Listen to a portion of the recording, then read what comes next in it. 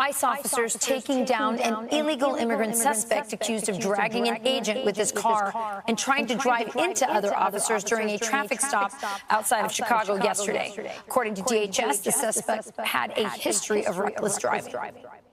So Illinois Governor J.B. Pritzker calling for a full factual accounting for transparency and visibility. And joining us now is DHS Assistant Secretary Tricia McLaughlin. Always great to have you with us, my friend. I know you've seen that storyline play out. Your impression of what happened and how we end up in a situation like that.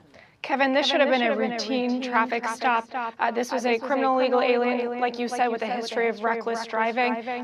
He tried to evade arrest, resist arrest, and instead started trying to hit our law enforcement officers with his vehicle. He ended up dragging for multiple yards our law enforcement officer, fearing for his own safety, fearing for his own life. Our law enforcement officer did fire his weapon. That alien, unfortunately, is now dead, and our law enforcement officer is in serious condition. But I do want to say this is incumbent upon politicians and activists to turn the rhetoric down. Do not encourage those in this country illegally to evade arrest or resist arrest. It is incredibly dangerous for the public, for the illegal alien themselves, and for our law enforcement. This could have absolutely been prevented.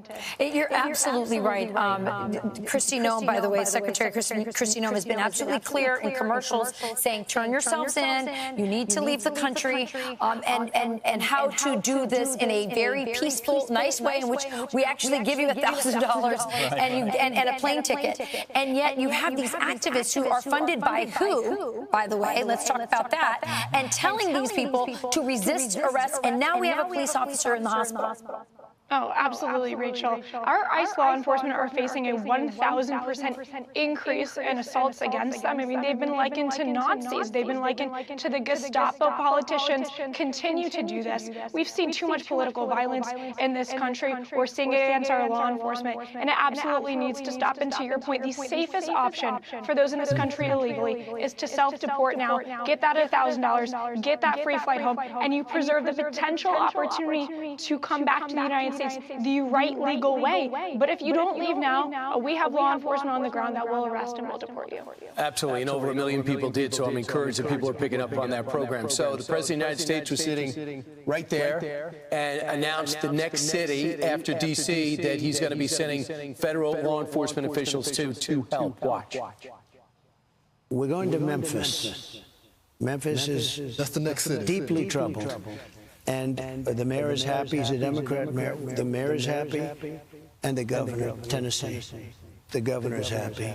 Deeply troubled. We're going to fix that just like we did Washington. The National Guard and anybody else we need. And by the way, we'll bring in the military, too, if we need it. But National Guard.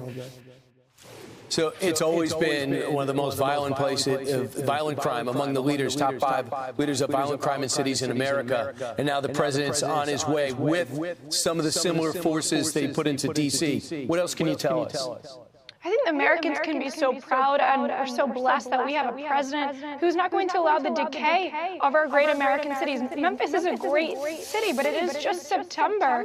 And there's already almost 200 murders in that city alone. It has one of the highest rates of violent crime in the country. And President Trump, Secretary Noem, and this great administration are saying no more. The federal government will step in if these leaders won't do it themselves. We can't have Americans trying to live their lives, build families, build businesses, and be facing this kind of public safety threats every day. Well, I can tell you as a D.C. resident, it's certainly working. Tricia, thank you so much for your time this morning. We appreciate it. Thank you, Tricia.